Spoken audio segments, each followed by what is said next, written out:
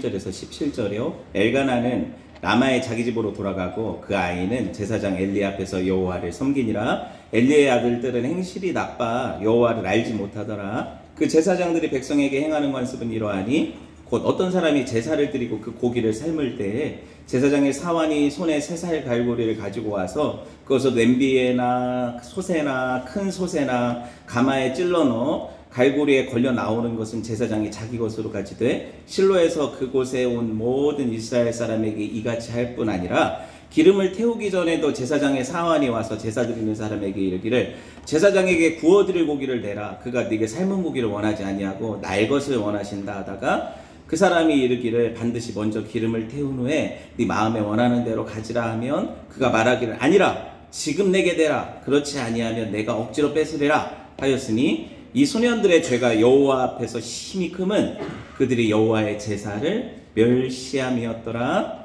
아멘. 네. 오늘 사무엘 7번째 시간이에요. 용서받지 못할 죄.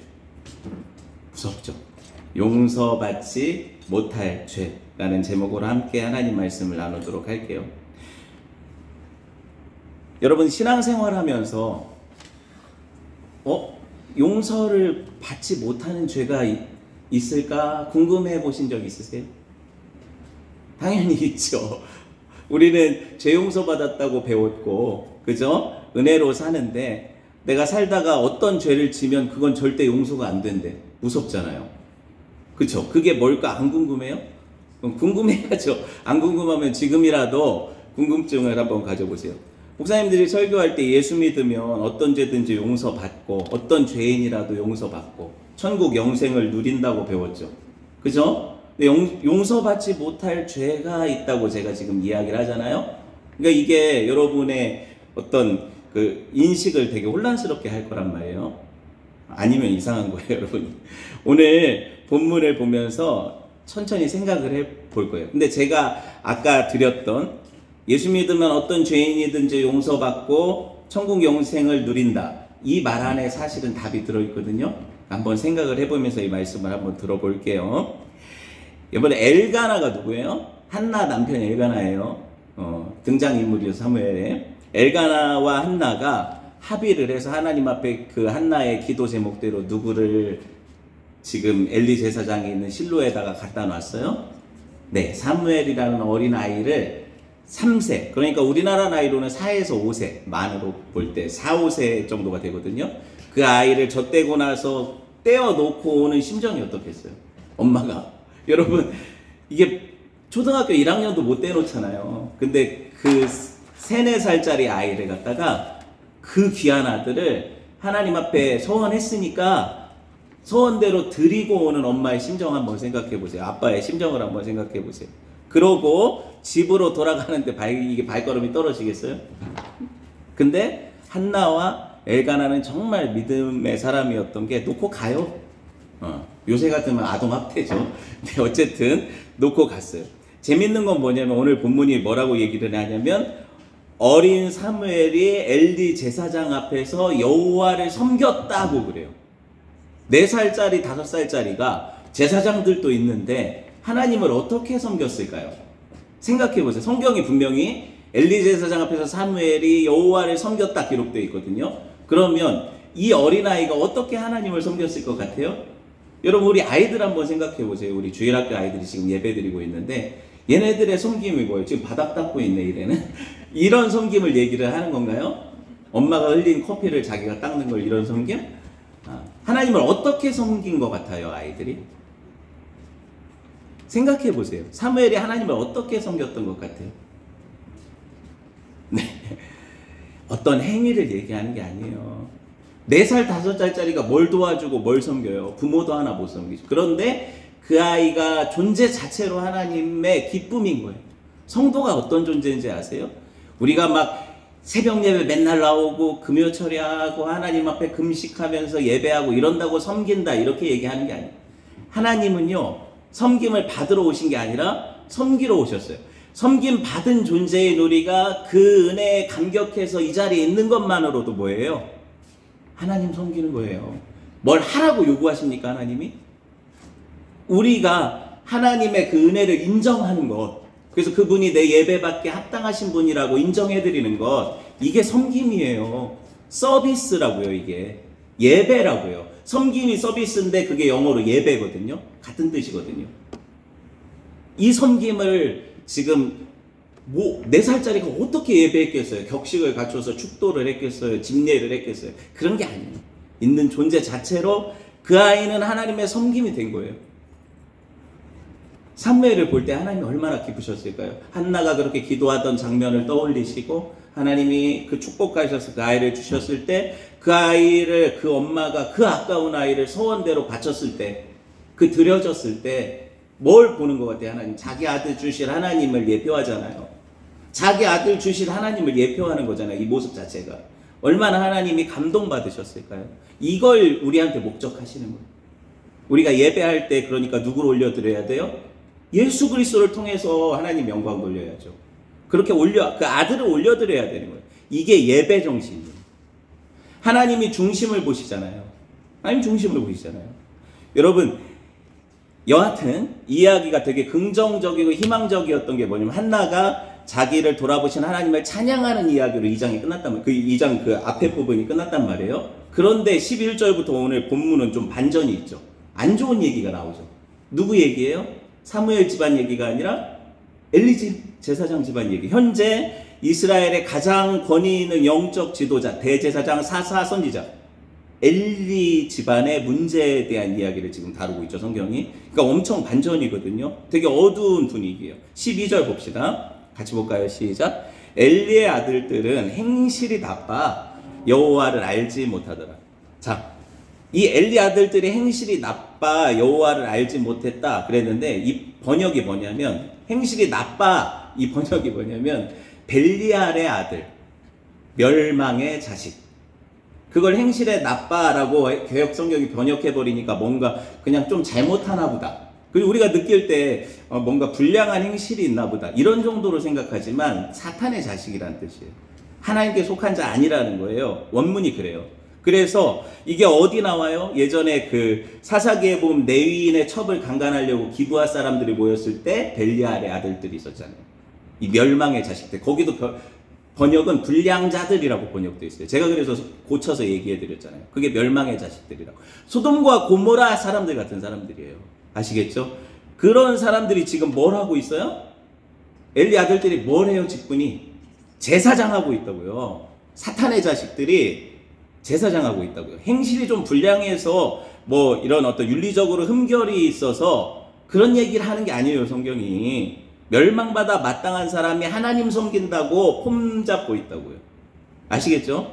그런데 아이러니한 거는 엘리가 제사장이잖아요, 당시에. 제사장은 어떻게 투표로 뽑나요? 아니면 세습이 되나요? 네, 무슨 지파로?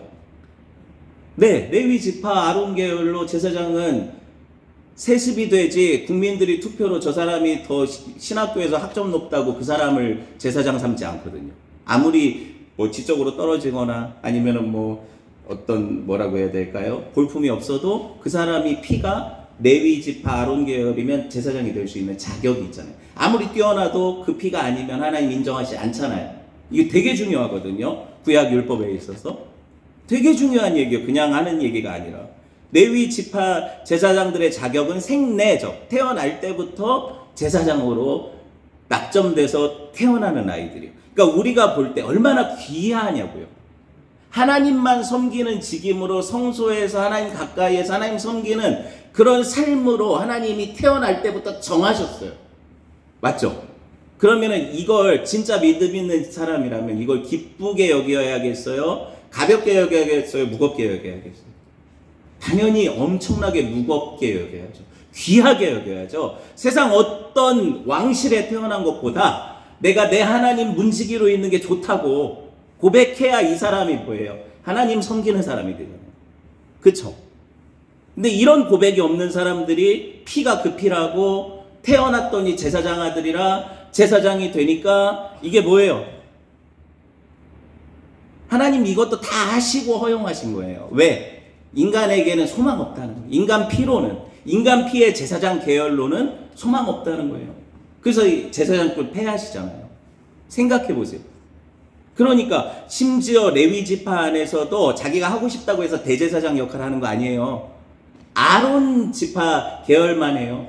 레위 지파에서도 고앗 자손의 아들이 지금 사무엘이거든요. 고앗 자손의 그 성소 기물 옮기고 막 그런 기구 운반하고 하던 이런 일을 했던 레위의 세 아들이 족속대로 다 다른 일을 했어요. 그리고 그 맡겨진 직무를 떠날 수가 없었어요. 그러니까 세습직이 맡고 업무가 다 영역이 나눠져 있어서 그 일만 하게 부름 받았어요. 그러니까 그 중에서도 하나님을 가장 가까이서 집례하는 아론 계열의 이 누구 엘리 집안, 이 집안 얼마나 선택받은 집안이며 얼마나 복받은, 이게 성도를 보여주는 거예요. 성도예요. 이게 성도, 우리가 제사장이니까. 이런 은혜 받은 우리가 하나님이 주신 그 직분을 하찮게 여기는 거죠. 정말 하찮게 여기는 거죠. 여러분, 엘리가 그 아들들을 교육을 안 한 건 아닌데 한 번도 그 아들들에 대해서 정말 목숨 걸고 너 이렇게 하다가 진짜 큰일 나, 하나님 이렇게 섬기다 너 죽어, 이런 얘기를 한 적은 없는 것 같아요. 성경을 보면 엘리 제사장 아들들이 그냥 그렇게 살아도 엘리는 그 소문 듣고도 가벼운 것 같이 생각하고 넘기고, 어떤 때 너무 그게 원성이 크면 불러다가 그냥 좋게 뭐 애들 다 컸는데 뭐라고 하라고 말 듣겠어 이렇게 생각하고 대충 얘기하고 보내고 이런 식이었단 말이에요, 집안 교육이. 근데 집안 교육이 아니잖아요, 지금 이게. 하나님의 대제사장에 대한 교육이잖아요. 그죠? 이 사람들이 자기들의 직임을 천직으로 받았다면, 이게 하나님 주신 내 직분이라고 생각했다면 이렇게 가볍게 여겼겠어요? 그런데 태어나 보니까 제사장 집안이었고 나는 가업을 입는 거야. 우리 아버지 저렇게 해가지고 벌어먹고 사네? 나도 그냥 저렇게 이 아버지 하는 일만 따라하면 습관적으로, 그러면 나도 밥 먹고 사는 건 문제 없겠다. 왜? 대제사장 집안은 이스라엘의 11조가 레위 지파에게 가고 레위 지파의 11조가 제사장 지파에게, 대제사장에게 가요. 그러면은 이스라엘에서 이런 월급 수입으로 제일 누릴 수 있는 사람이 누굴까요? 대제사장이에요. 왜 그러냐? 이스라엘은 몇 지파예요? 12지파죠. 12지파가 11조를 내는 거예요. 10지파가 11조를 내는 게 아니라 12지파가 11조를 내니까 20%가 더 얹어지잖아요. 이해돼요, 제 말이? 그거를 레위가 받고 레위 지파가 또 대제사장을 위해서 11조를 내니까 아론 계열의 대제사장 지파랑 레위 지파는 뭘 누려요? 충분한 경제적 여유를 누리면서 하나님 섬길 수 있도록 하셨다면, 거기다가 자기 목장도 주셨죠, 소유 경작지도 주셨죠, 다 했잖아요. 우리가 살펴봤잖아요. 그렇게 하셨으니까 얼마든지 누릴 수 있었던 사람들이고, 그 직임 자체가 어떻게 보면 잘못 이용하면 자기들의 배를 불릴 수 있는 그런 위치였다는 거죠. 그런데 여러분, 홈니와 비느하스, 이 엘리의 두 아들들은 이걸 교묘하게 어려서부터 받고 어떻게 하면 이 제사장 직분을 통해서 자기들의 부를 축적할 수 있을까를 알았던 그런 사람들이에요. 벨리알의 자식들이죠. 그렇게 어려서부터 아빠가 목회하는 거 봤는데 아들이 그렇게 하는 거예요. 생각해 보세요. 근데 아빠는 그렇게 나쁜 사람 아니었거든요, 엘리는. 그죠? 엘리는 그렇게 나쁜 사람은 아니었단 말이에요. 그런데 여러분, 제가 질문을 하나 할게요. 이 사람들이 제사장이 되어서는 안 되잖아요. 그러면 이 사람들이 제사장의 자질 중 가장 결여되어 있는 게 뭐 같아요? 얘기해 보세요. 성경에 써 있는데. 컨닝이라도 빨리 해보세요. 이 사람들이 제사장의 자질 중 제일 결여되어 있는 게 뭐예요? 사무엘상 2장 12절 한번 보세요. 뭐 같아요? 대답해 보세요, 보고. 네. 어떤 분이 행실이 나빠라고 대답할 수 있는데 아니에요. 아까 얘기했잖아요. 윤리적인 걸 하나님 말씀하시는 게 아니에요. 저도 행실 나빠요. 그런데 그게 아니에요. 뭐냐 하면 여호와를 알지 못했다. 하나님 가장 가까이 섬기고 하나님에 대해 가르쳐줘야 하고 제사제도에 대해 말해줘야 되는 대제사장, 목회자가 뭐예요? 하나님을 모르는 사람이라는 거예요. 그러니까 행실이 불량한 거고요. 그거는 나무 뿌리가 어떻게 되니까 열매가 그런 거니까. 그렇잖아요. 그런 사람이 어떻게 하나님을 섬겨요? 여러분, 하나님 알지 못하는 사람은 우리가 뭐라고 불러요? 불신자. 불교 신자가 아니라 불신자를 하나님이 알지 못하는 사람이라고 하잖아요. 근데 불신자가 목회자가 될 수 있어요, 없어요? 당연히 여러분 상식에서는 다 고개를 젓고 안 된다고 하죠. 근데 버젓이 불신자가 목회자로 서 있는 게 현실이죠. 하나님 믿지 않고 하나님 알지 못하는 자들이 강단에서 하나님을 선포해요. 아시겠어요? 그리고 이렇게 하나님 섬겨야 된다, 저렇게 하나님 섬겨야 된다 성도들을 가르쳐요. 불신자가 하나님 알지 못하는데 그럼 어떻게 되겠어요? 그게 예배 또 교회의 하나의 규율이 되고 관습이 되고 헛된 종교 의식이 되죠. 그거 이렇게 하나님 섬기는 건가 보다. 그래서 그게 율법주의가 되고 그게 사람들의 종교가 되고 그게 우상 숭배가 되고 결국에 모든 우상 숭배는 누구 섬기는 거예요? 자기 섬기는 거거든요. 자기. 내 유익, 내 기도응답, 내가 받을 은혜, 내가 누릴 하나님 주실 선물, 내가 이 세상에서 잘 되는 거, 내 자식까지, 내 사돈의 팔촌까지 이런 거죠. 내가 우상이 되는 거죠. 그러니까 이게 선악과 따먹은 인생들의 말로죠. 근데 그게 교회 안에서 자행되면 돼요? 안 돼요? 안 되죠. 그런데 하나님을 알지 못하는 목회자들이 목회를 하면 어떻게 돼요? 당연히 하나님과 상관없는 목회를 하니까 어떻게 되겠어요? 다 성도들이 누구를 위해 살겠어요? 자기 위해 사는 거죠. 교회도 자기 복 받으려고 다니잖아요. 자기 복 받으려고 다니지 누가 하나님 영광 위해 다녀요. 제가 10년간 하나님 영광을 위해 다녀야 된다, 하나님을 섬겨야 된다고 선포했지만 여러분 가만히 생각해 보세요. 그렇게 들어도 어느 순간 나는 나를 섬기잖아요. 내 배를 위하고 내 유익을 위해 기도하고. 그런데 무슨 하나님 영광이 아니라 나를 위해 하나님 섬겨야 된다고 가르치는 교회에서 어떻게 되겠어요? 어떻게 되겠냐? 아예 그냥 이걸 열어줬는데 그렇게 하라고 마음껏 자기 섬기라고 열어주고 있는데 어떻게 하겠어요? 그걸 신앙생활 잘했다 그러고 참 믿음 좋다 칭찬하고 이러고 있는데 다 그 경쟁을 하겠죠. 모든 사람들이. 제가 누굴 비판하려는 게 아니라 조국 교회를 바라보면서 하나님 저한테 너무 안타까운 마음 주세요. 제가 뭔데 아무것도 아니죠. 아무것도 아닌데 하나님의 종이라면 당연히 느껴야 되는 심정인 거예요.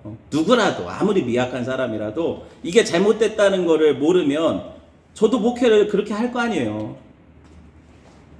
하나님을 알지 못하는데 어떻게 하나님을 설명하고 앉았냐고 여기서. 하나님이 이런 분이시다 저런 분이시다 또 성도들은 아멘 아멘 하는데 정작 다 거짓말이었잖아요. 그럼 어떡해요? 우리가 뭘 섬긴 거예요? 행실이 좀 나빠도, 네? 행실이 좀, 제가 여러분, 대단히 윤리적인 사람 아니에요, 제가. 행실이 좀 나빠도, 외모가 좀 저는 해당 사항 없죠, 이건. 외모는 좋으니까. 외모가 좀 안 좋아도, 목회하는데 지장 없어요. 머리가 좀 이것도 저도 해당 사항이 없는 것 같은데, 머리가 안 좋아, 죄송합니다. 농담이에요. 머리가 안 좋아도 목회할 수 있어요, 진짜. 그런데, 하나님 모르면 목회하면 죽어요. 자기만 죽을 줄 아세요? 성도들도 죽어요. 성도들도 다 죽는 거예요. 근데 현실 세계는 어때요? 그런 사람들에 의해서 목회가 자행이 되잖아요.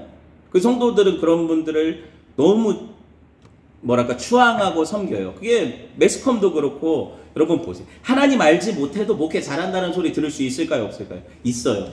제가 보니까 하나님 모르는 사람들이 설교하는데 사람들이 다 은혜 받았대요. 와. 그리고 진짜 이상한 짓을 해도 영역 있는 목회자라는 소리를 들어요. 제가 그냥 오늘 가령 여러분한테 여러분 중에 아픈 사람이 있는데 하나님 오늘 치료하실 겁니다 하면 되게 신령하게 느껴지고 목사님이 어떻게 알았지? 100명 앉아있으면 2-3명은 다 아프잖아요. 안 아픈 사람이 어디 있어요? 그러면 오늘 하나님이 치료하실 거라고 이렇게 선포하면 그 중에 2-3명이 간증할 수 있어요? 없어요? 할 수 있는 거예요. 속지 마세요, 여러분. 하나님 은혜가 그런 게 아니에요. 하나님이 물론 병 고쳐주시고 여러분 부자 되게 하실 수 있고 다 할 수 있는데 하나님이 그 목적으로 아들 주셨냐? 성경이 그 얘기하냐? 아니라니까요. 그 부스러기 은혜만 바라보니까 교회에서 진짜 먹어야 되는 생명 양식은 안 먹잖아요. 예수님 안 먹잖아요.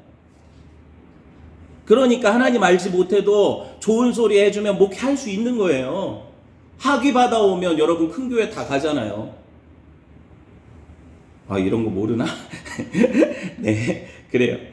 저는 외모도 안 빠지고 그래서 다 될 텐데. 어쨌든 이런 생각을 여러분 하면 안 된다. 뭐가 문제예요? 심지어 구약제사장도 아닌 현재 목회자들이 자기 아들들한테 교회를 세습한다? 여러분, 아론 계열의 엘리가 자기 아들들이 당연히 그런 걸 받을 수 있는 사람들임에도 하나님 알지 못하는 자들이 목회를 하니까 제사장을 하니까 어떻게 됐어요? 이스라엘이 그 암흑길을 사사기를 걷잖아요. 그 암흑길을 걷잖아요. 그런데 지금 이 시대는 안 그럴 것 같아요?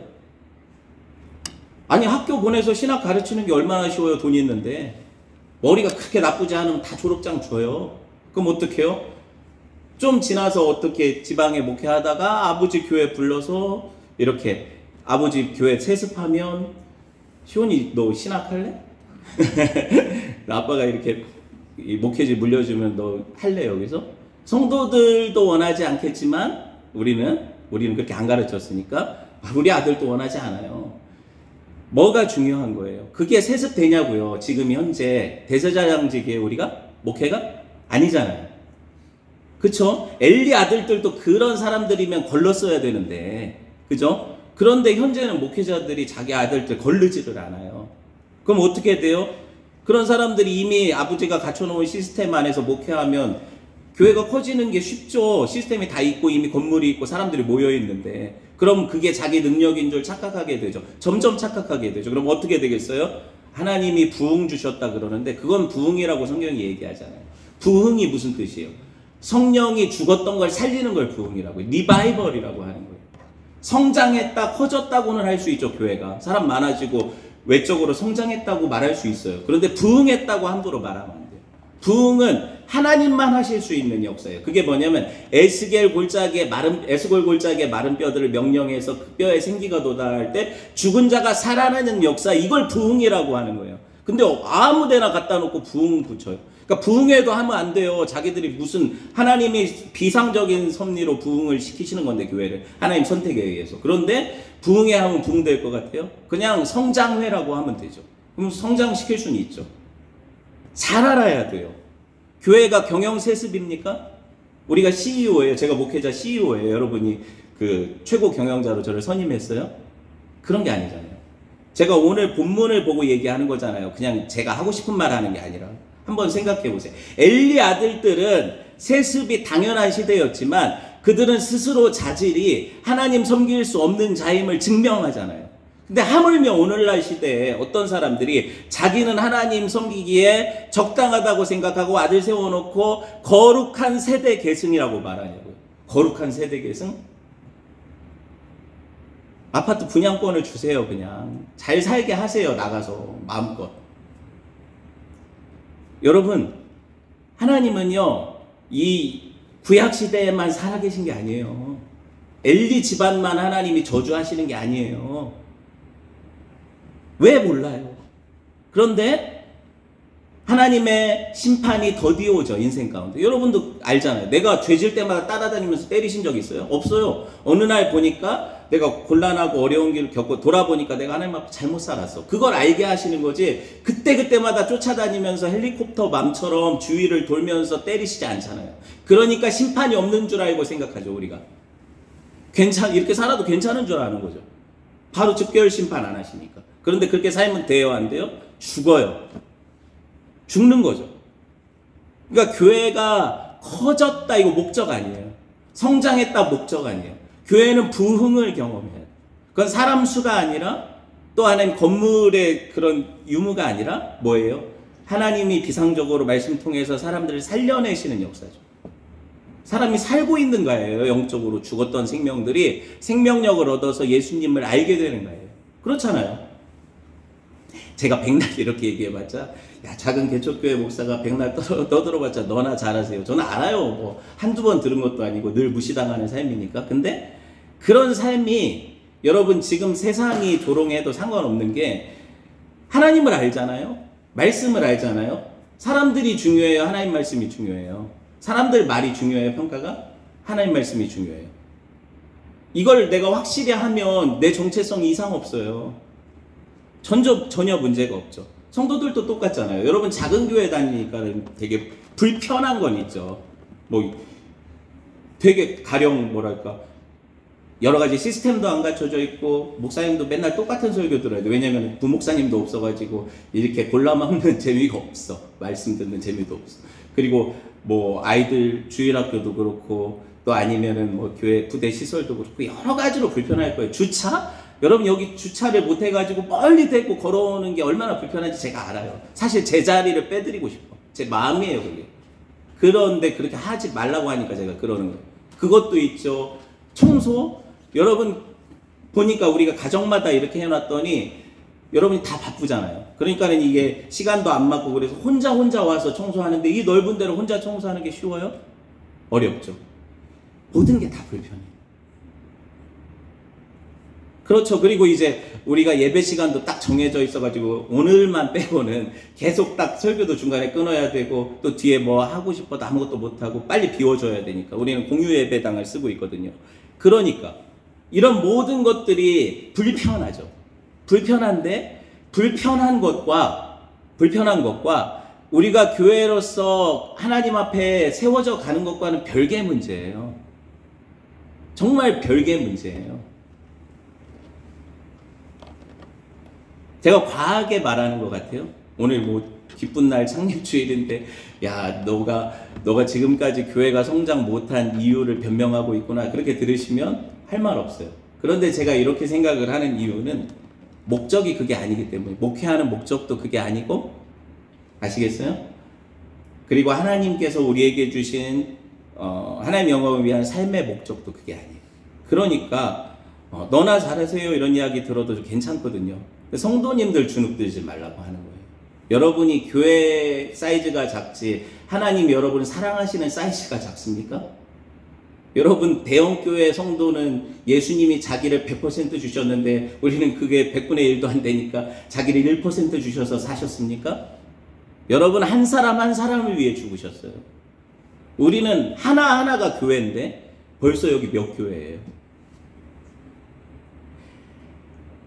여러분 이 엘리 자식들은요 제사장인데 목회자인데 자기가 뭔 잘못을 하는지도 몰라요. 목회하지 말아야 될 사람이 목회하니까 문제잖아요. 개역개정이 딱딱하게 말하지만 이 사람들이 하는 짓을 제가 공동번역으로 번역해서 드린 걸 보여드렸거든요. 말씀 보여주세요. 공동번역. 공동번역이라고 되어 있는 거 13절부터 보시면 네, 같이 읽어볼게요. 시작. 사람을 대하는 사제의 규정도 무시하였다. 사제의 시종은 누가 제사를 드릴 때 고기를 삶고 있으면 삼지창을 들고 다니며 가마솥이나 노구솥이나 뚝배기나 냄비 할 거 없이 닥치는 대로 휘저어가지고 삼지창에 꽂혀 나오는 것을 모두 가져갔다. 그들은 이스라엘 사람들이 실로에 와서 제사를 드릴 때마다 그렇게 하였다. 사제의 시종은 그뿐 아니라 기름을 태워 바치기도 전에 제사를 드리는 사람들에게 와서 사제님은 삶은 것이 받지 않으시고 날 것만 받으시니 사제님께 구워드릴 고기를 내어라 하고 생떼를 썼다. 그 사람이 기름을 먼저 태워 바친 다음에 마음대로 가져가라 해도 그건 안 된다. 지금 내지 않으면 강제로 빼앗아 가겠다 하면서 울러매었다. 이렇게 그들이 시종들을 시켜 저지른 잘못은 야훼께서 보시기에 너무나 심하였다. 그들은 야훼께 바치는 제물을 이처럼 모독하였던 것이다. 이 번역이 더 쉽죠? 이게 천주교에서 보는 공동 번역이에요. 그래도 천주교 성경을 읽어도 되나 보다. 읽어도 돼요. 문제가 없어요. 근데 이제 여러분 여기서 한 가지 주목할 게 지금 제사장을 뭐라고 번역했어요? 네, 신부님들, 수녀님들이 자기를 뭐라고 불러요? 열혈 사제. 네. 그러니까는 천주교는 아직 그 만인 제사장 루터가 종교 개혁하면서 모든 성도가 제사장이라고 한 베드로전서 말씀처럼 그런 개념을 받지 않아요. 천주교는 사제가 있어. 제사장이 있다고요. 그게 누구예요? 신부님. 그러니까 하나님과 죄인 사이 교통하는 중간에 매개가 있는 거죠. 그게 누구예요? 신부님들이에요. 그걸 사제라고 불러요. 제사장이라는 개념이죠. 이건 구약에 없어졌어요. 왜? 우리에게 있는 유일한 제사장이 누구예요? 예수님이시니까 끝난 거예요. 이 제사제도 그러면은 이 사제들도 양 잡아야죠. 만약에 제사장이면 양 잡고 번제 드리고 요제 드리고 거제 드리고 해야죠. 안 하잖아요. 그거 안 하고 뭐예요? 성찬식 하잖아요. 사제가 나와서 성찬식 할 때 뭐가 달라요? 사제들은 여러분 보셨어요? 제가 천주교 학교를 나왔어요. 대권고등학교를 김대건 신부가 세운. 그러니까는 거기 미사를 드려요. 전 예배랑 똑같은 줄 알았는데 많이 다른 게 제가 천주교 욕하는 게 아니에요. 뭐가 다른지 가르쳐 주는 거예요. 보세요. 성찬이라는 걸 하잖아요. 거기도 성만찬이라는 걸. 그러면 성만찬 때 필수적인 두 가지 재료가 뭐예요? 예수님의 몸을 상징하는 떡과 예수님의 피를 상징하는 포도주죠. 그런데 여기 앉아있는 일반 성도들은 이 둘 중에 뭐가 허락될까요? 떡만 먹어요. 떡만. 그러니까는 이 동그랗게 만든 전병 같은 거 보여주죠. 과자 같은 거. 포카치같이 생긴 거. 보여주고 이건 그리스도의 몸입니다 하고 이것만 나눠. 그러면은 잔은, 포도주는 사제만 마셔요. 여기서부터 이게 계급 차이가 일어나죠. 피를 사제만 마셔요. 왜 그럼 이런 일이 왜 있었습니까? 제가 역사를 추적해 보니까 이분들의 성찬의 그 신학은 뭐냐면 화채설이에요. 될 화자에 몸채자. 그러니까 성찬할 때 이 피와 살이, 이 떡과 포도주가 예수님의 몸으로 변한다는 거예요. 축사하자마자 변하는 거예요. 실제적으로 화채설이에요. 실제적으로 변하기 때문에 이 피가 누구 피예요? 그럼 포도주가 예수님 피예요. 이걸 흘리면 돼요, 안 돼요? 안 되는데 가끔 성도들이 와가지고 이렇게 잔 나눌 때 흘릴 수 있어요, 없어요? 자꾸 흘린 거야. 근데 뭘 쏟은 거 지금 감히 예수님 피 쏟은 거잖아요. 화채설이니까. 그러니까 이게 안 되겠다. 그래가지고 누구만 먹어요? 사제들, 신부님들만 성찬할 때 혼자 마셔요. 그리고 나머지는 떡만 나눠줘요. 몰랐죠, 이런 거. 그걸 화채설이라고요. 그러면 우리 개혁교회는 성찬할 때 다 나눠주고 다 마시잖아요, 똑같이. 이걸 뭐라고 해요? 영적 임재설이라고 해요. 무슨 말이냐면 하나님께서 성찬 가운데 말씀 통해서 성령을 통해서 우리 회중 가운데 교통하시고 임재하신다는 거예요. 그러니까 이 떡과 이 포도주가 진짜 예수님 살, 예수님 피가 되는 게 아니에요. 아시겠죠? 그러니까 먹고 나서 꼭 묻을 필요도 없어요. 옛날 권사님들은 다 묻었잖아요. 이거 귀하다고 예수님 피처럼. 그게 화채설이에요. 잘못된 거죠. 교회가 잘못 가르친 거죠. 그냥 이건 떡과 포도주고 상징이죠. 그래서 루터는 기념설을 얘기해요. 루터가 종교개혁자잖아요. 기념설을 얘기했어요. 아니, 공제설. 공제설은 뭐냐면 루터가 원래 천주교 신부였기 때문에 계속 화채설을 믿었잖아요. 근데 그걸 쏙 뺄 수가 없었어. 그래서 어떻게 생각하냐면 떡 주위에 예수님이 임재하시고 성령이 임재하시고 그 떡이 자체가 변하는 게 아니라 포도주 주위에 하나님이 임재하셔서 약간 애매하죠. 이게 변한 것도 아닌데 거기 임재하신다 그러고 이러니까. 그리고 쯔빙글이라는 그 종교개혁자가 있어요. 이 사람은 뭔 얘기를 했냐면 기념설을 얘기했어요. 기념하라. 나를 기념하라 하셨잖아요. 그것만 얘기해서 이건 그런 게 아니라 그냥 기념하라는 용도다. 그런데 이제 칼빈은 좀 더 그걸 영적으로 해석을 해서 그래도 이 성찬이 얼마나 중요한지 아냐. 그러니까 성찬은 하나님이 우리 가운데 자기 아들 주신 증거기 때문에 임재하신다. 우리 안에. 이 얘기를 한 거예요. 아시겠죠? 우리 장로교는 뭘 믿어요? 영적 임재설을 우리가. 그러니까 여러분이 포도주를 흘렸다고 해서 주님 피 흘린 거 아니에요. 너무 걱정 안 하셔도 돼요. 그리고 그거 막 애들이 어쩌다가 애기들이 지나가다가 자기는 떡 먹을 자격이 안 되는데 막 달라달라 하잖아요. 그 성찬하는 거 보고 되게 맛있는 줄 알고. 그쵸? 아직 세례 안 받은 애인데 그럼 이제 그때 당연히 주면 안 되죠. 성찬 할 때는. 근데 끝나고 나서 남은 떡이나 남은 포도주 그거 애들이 좀 먹는다고 해서 그게 죄 받는 게 아니에요.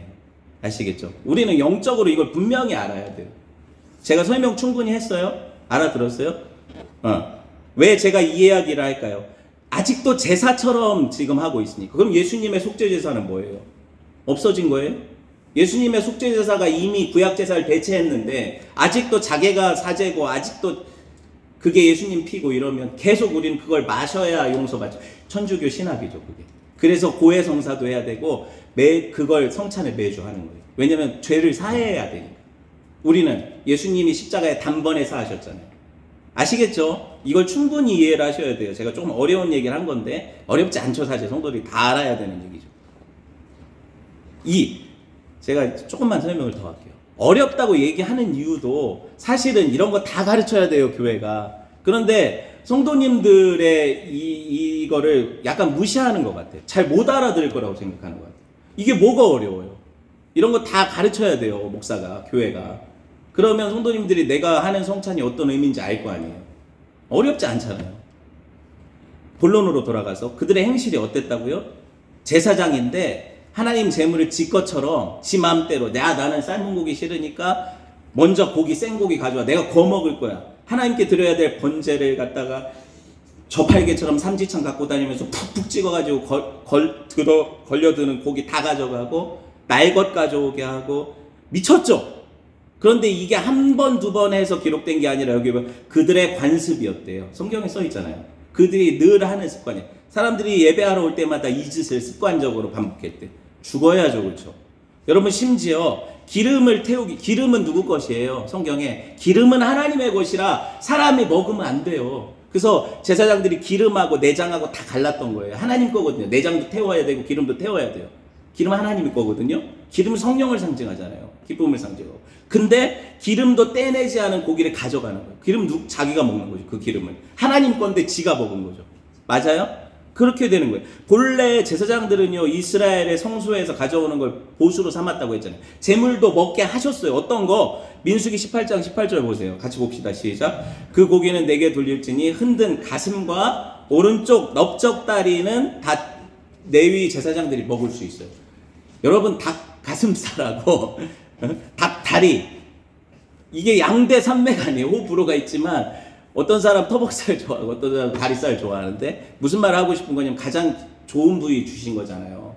가슴살하고 그리고 닭다리. 제사장들한테 제일 좋은 거 주셨어요. 하나님 가까이 섬기는 사람한테. 상징적이죠. 그런데 이놈들은요, 고기 삼지창으로 푹 찔러가지고 솥에서 나오는 거 아무거나 누구 거다? 내 거다 하고 그걸 처먹은 거죠.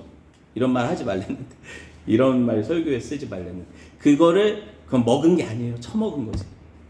그걸 그렇게 먹은 거예요. 그쵸? 기름 하나님의 것이라니까요. 자, 레위기 3장 16절 시작. 제사장은 그것을 제단 위에서 불사를 지니 이는 화제로 드리는 음식이요 향기로운 냄새라. 모든 기름은 여호와의 것이니라. 성령은 여호와의 것이에요. 기름은. 근데 그걸 갖다 먹어요? 제사장이? 성령 충만하고 싶었나? 악령이 들어가죠. 이렇게 하면 죽는 거예요. 여러분, 하나님이 그런데도 즉결 처분 안 하시잖아요. 그러고 놔두니까 그래도 괜찮은 줄 알고 관습적으로 그 일을 계속했대. 그게 사무엘이 어려서 자라날 때 엘리 제사장들은 그보다 나이가 더 컸어. 당연히 그러니까 제사장이 됐겠죠. 그 직무 연한이 있거든요. 20세 이상 남자들이니까. 그러면 적어도 사리분별할 나이, 그런 사람들이 그걸 오래 습관처럼 제사할 때마다 이 짓을 했으면 꽤 오랫동안 이스라엘의 예배와 제사는 하나님께 연락됐을까요? 안 됐을까요? 사람들은 예배당에 와서 제물 드리고 헌금하는데 이 예배가 하나님께 연락됐을까요? 안 됐을까요? 안 된 거예요. 여러분, 왜 잘못된 교회에 가면 안 되는지 아시겠어요? 예배를 연락하시지 않는다니까요. 안 되는 거예요.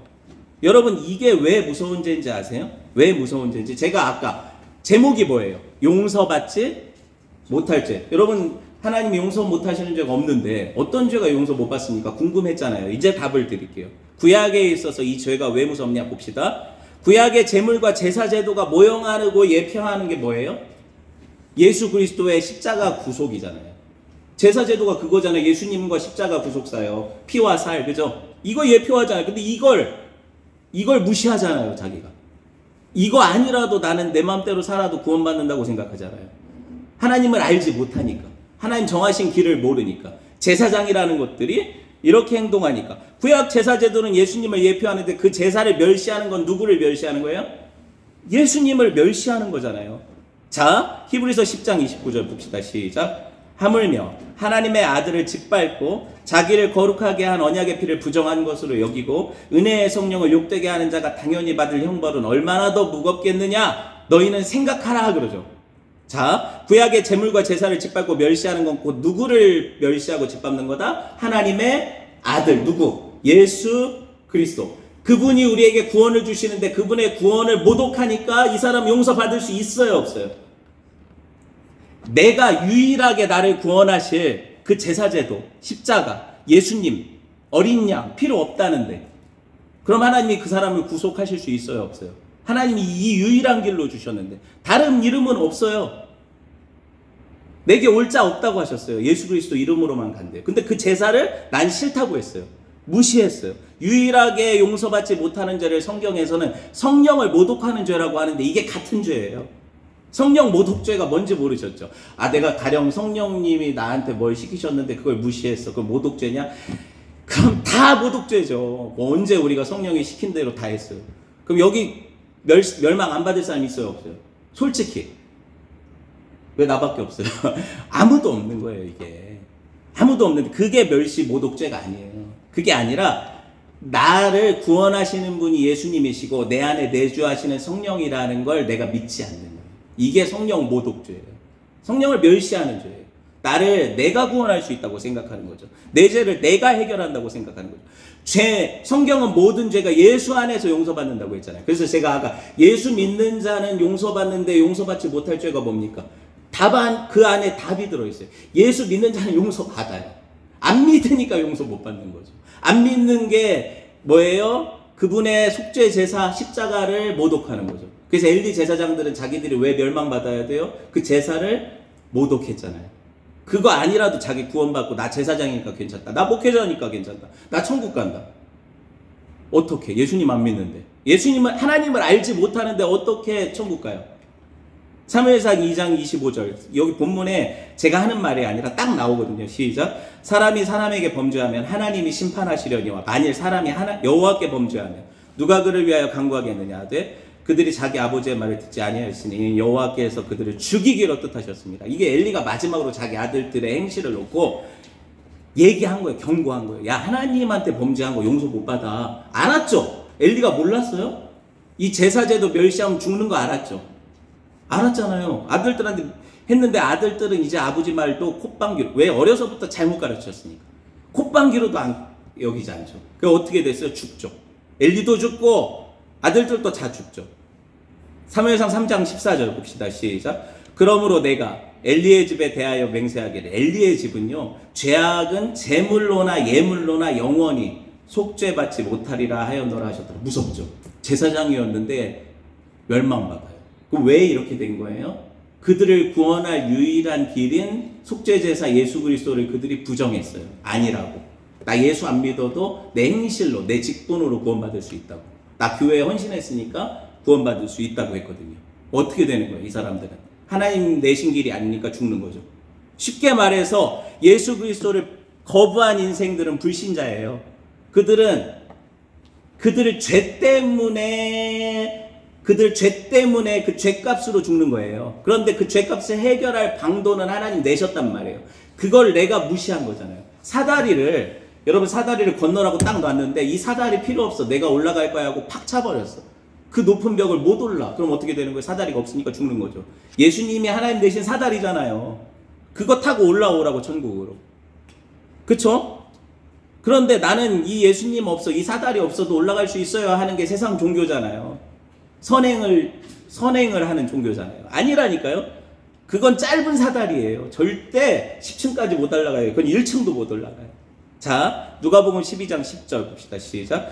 누구든지 말로 인자를 거역하면 사하심을 받으려니와 성령을 모독하는 자는 사하심을 받지 못하리라. 맞죠? 이게 아까 성령 모독죄, 유일하게 용서 못 받는 죄인데, 이 죄가 뭐예요? 하나님이 주신 성령을 내가 거부하고 영접하지 않는 거예요.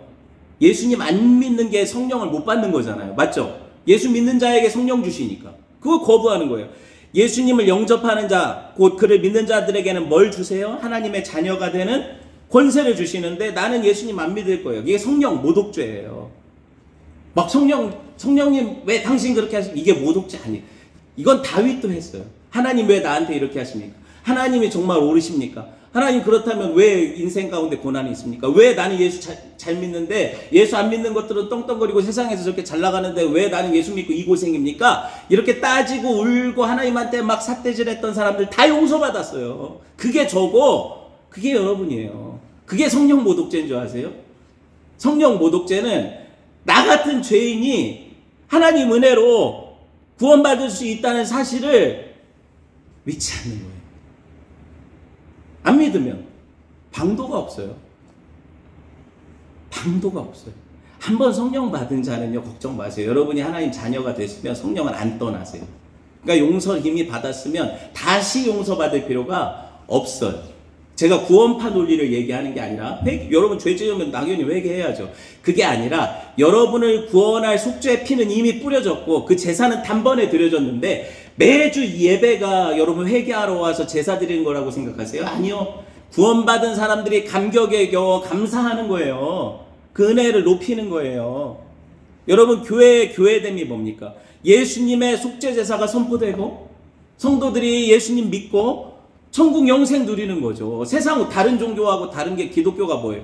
똑같이 여기서 세상 종교가 야 너 이렇게 열심히 절하고 열심히 백일 기도하고 열심히 헌금하면 세상적으로 복 줄게, 부자 되게 해줄게, 뭐 이건 세상 종교라니까요. 왜 기독교가 이걸 선포하냐고요.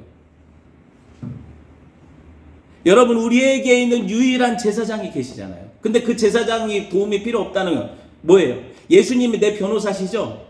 보혜사니까, 나의 옆에서 도우시는 자니까. 그 보혜사가 필요 없다고 하면 나 혼자 서겠다는 거잖아요. 이걸 뭐라고 해요? 성령을 모독하는 거고 예수님을 영접하지 않는 죄라고 하는 거고, 여러분, 이거는 뭐냐면 내 유일한 중보자요 변호사를 내가 걷어차는 거거든요.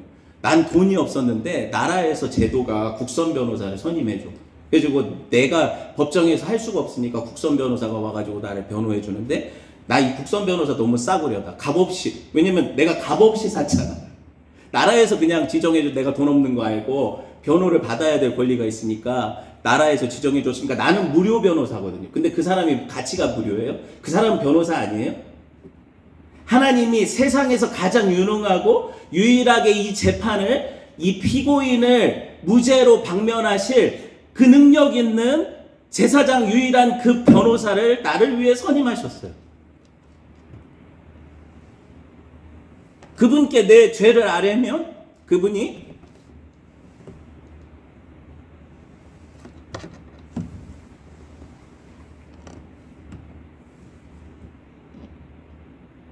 나를 위해 변호를 해주세요. 나 같은 죽어먹다가 인간이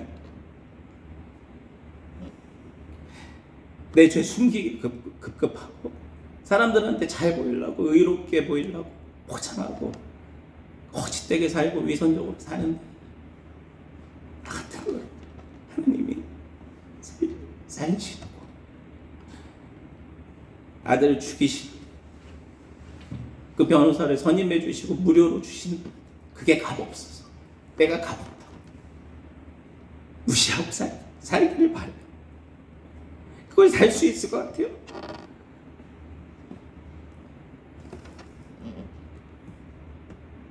그거 걷어차버리면 여러분, 누구도 여러분 살릴 수 없어요. 다 지옥. 예수 안 믿는 게 세상에서 가장 큰 죄예요. 여러분이 평생 죄를 쌓아도 예수님 믿으면 용서가 되는데, 그 언약의 피를 부정한 것으로 여기고 나를 위한 제사장을 무시하면 끝나요. 엘리 제사장하고 다른 모습을 오늘 보여주죠. 사무엘 2장 18절 보세요. 마지막으로 말씀 봅시다.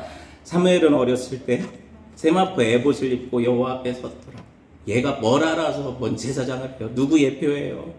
에봇을 누가 입어요? 대제사장만 입는 거예요. 에봇은. 엘리 아들들은 한 번도 에봇 입고 나온 적도 없어요. 성경에. 그들은 하나님 인정하시는 제사장 아니라. 사무엘은 누구를 예표해요? 예수님 예표해요. 우리에게 있는 유일한 중보자 대제사장 예수님. 그분이 있으면 어떻게 해요? 여호와 앞에서 우리를 위해 중보하시죠. 말씀을 맺으려고 해요. 사람이 용서받지 못할 죄가 뭐냐면 하나님 주신 유일한 구원의 길을 무시하는 죄예요. 그거밖에 없어요. 살인, 강간, 간음, 큰 죄죠. 큰 죄인데, 그러면 다윗도 죽어야 돼요. 멸망받아야 돼요. 그 죄 다 졌거든요. 우리에게 있는 유일한 대제사장, 우리 연약함을 동정 못하시는 분이에요. 가세요. 힘들어도, 나 예수 믿어도 똑바로 못 살았어요. 하나님, 나 진짜 집 사고 권 사고 장로고 목사라도 나 그 직분대로 산 적이 없어요. 하나님, 나 같은 게 무슨 하나님 앞에 자격이 있어서 이렇게 용서해 달라고 합니까? 근데 하나님 용서하신다잖아요. 왜 여러분의 의를 드러내요? 자꾸 예수님이 용서하신다잖아요. 그런 은혜를 누리는 저와 여러분 됐으면 좋겠습니다. 함께 말씀 붙잡고 기도합시다.